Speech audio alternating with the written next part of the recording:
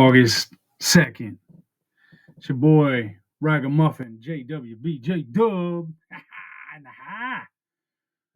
Waving that American flag, America, America. Oh boy. You know, I did the Pledge of Allegiance, man, at that drive-in movie theater in Mitchell, Indiana. That was nuts. I haven't done the freaking Pledge of Allegiance, putting your hand over the heart and saying all that stuff. I hadn't done that in a long ass time. That was surreal. Everybody else stood up and did it. You stand up and do it. Just some memories, dude. Yeah, this is gonna be. I'm gonna talk about just a couple of things here. One aspect is just something that surprised me. I had an old buddy from my childhood. We probably were friends since third grade or first grade, elementary school friends.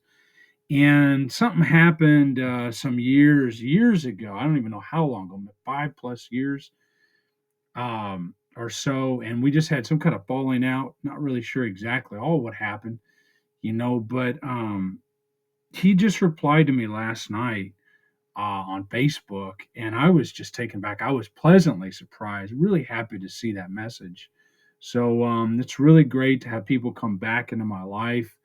That's uh, that's really a miracle, man, of recovery. To be quite frank with you, if I was still out there drinking and drugging and doing all that bullshit, running and gunning, yeah, I may still have things I'm working on like sex and love addiction or codependence and addiction to excitement, fear, self hatred, and defects. But I am sober from drugs and alcohol. And that's thank you, Lord Buddha, for your great infinite wisdom and compassion, and for all the higher powers coming into my life and offering that, granting me that karma and everything else. Jesus, all of it. Um, I wanted to mention also that I realized because I made a list in my journal of people who have either cut me off or gone no contact. And it's just a short list. This is not exhaustive. But I had to write the names out because it's important. And I'll tell you why it's important in a minute. I'm going to read the names first. And there's no particular order, not chronicled or whatever, no chronology here. So we had Adam Leach. He was an old buddy of mine, Matt Pinkston's old friend. Matt Pinkston was a childhood friend of mine. Came around the same time that this buddy who reunited with me, Phil, just reunited with me or just reached out to me. He was a friend with Matt Pinkston before I was friends with Matt. So anyway, Adam Leach, he cut me off around 2007. We had Kunal Roy as an Indian friend in recovery. I don't know exactly when that was, probably 2021, 2022. My older brother, even my own brother, Mike, 2019. Been no contact, for 5 plus years now. Five years plus change. Then you got this buddy named Dalton Peach. I met on the way back to the United States. He's from Southern Illinois. Now he's teaching and working in Thailand. Got a girlfriend, maybe even probably settled down there. Who knows? He's a younger guy, but he did that. He cut me off since about 2022. Stuart Roll, an old buddy from my hometown, about 2010. Old college buddy. I was in China when he cut me off, 2010. This chick named Nikki, some ACA recovery British friend, about 2022, early 2023, somewhere around there. And then, of course, many ex girlfriends, former lovers. It just goes on and on. And there are other people in there I didn't get to write down. And some people have cut me off and then come back, and then it's been back and forth. Like the relationship with my father is just up and down. It's just unstable. Um, so what I know and realize about this, yes, I had a part to play in that. In the no contact or getting cut off. Absolutely. I had a role to play. But really, what it comes down to, I think, is the other person involved in this had some issue going on too. They were probably working through, or still working through, those are still cutting me off, still working through their own issues. And it's easier to just leave me out of the picture for whatever reason. Not because of me, but because of the dynamic or whatever, just too triggering for them. Okay. So I have to just kind of accept that. And I do. Now, that's the first thing I want to talk about in the video today, this episode of Healing Shame. Remember, it's not your fault. You're not shameful. You're not a mistake. You've made mistakes. You're not a mistake. Self love, admitting that you're not a mistake, is part of healing shame. Okay. Also, what I wanted to jump into this episode also is promoting self promotion. Okay, some self promotion. I got to sneak this in there for y'all. You know, I am a published author, self published, Bayard Publishing.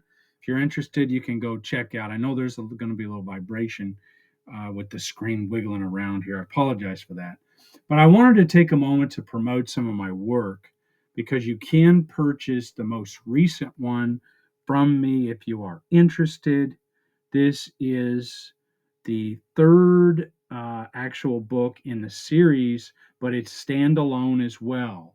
I've got a few of these on hand. This is the most recent one. It's called True Five and the Scumbots. Okay. And I'd really like some of my fans out there, some of my supporters, to buy a copy from me. It's about $35. That includes shipping. I'll get it out to you. If you're in the United States or Canada, I'll get it to you. We'll work on a PDF version later if you're from outside the States or outside Canada. We'll work on a PDF. I can get that to you as well. But U.S. and Canadian citizens or residing in those countries, please support me, my writing. This is the most recent one. This is 250 pages, a real solid read. You can see inside there. Okay, it's really great. 250 pages, a lot of work, a lot of work into this bad boy. Okay, $35 will get you a copy. And then where does it really start though? So this is the very first one. Look how thin that is. That's the novella I published in 2020. Bowtied Memory, guys, of Sharky Lang. This is the audiobook I started and then just got stuck. That's okay. You know, sometimes I don't always finish what I start, but I don't have to beat myself up over and let the critic run over me. And that's another thing, combating the shame. Yeah, I'm not perfect. I got a little frozen on that.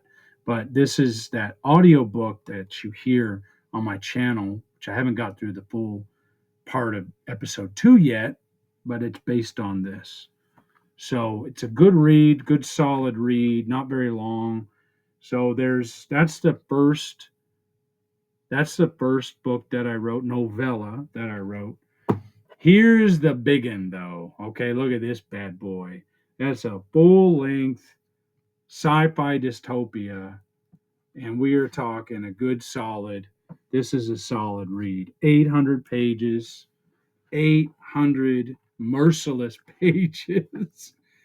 I mean, there's a couple of pictures in the back. You might think that's pretty cool. Some of you might enjoy that. There's the main character. His name's Drabe, Cyborg Drabe.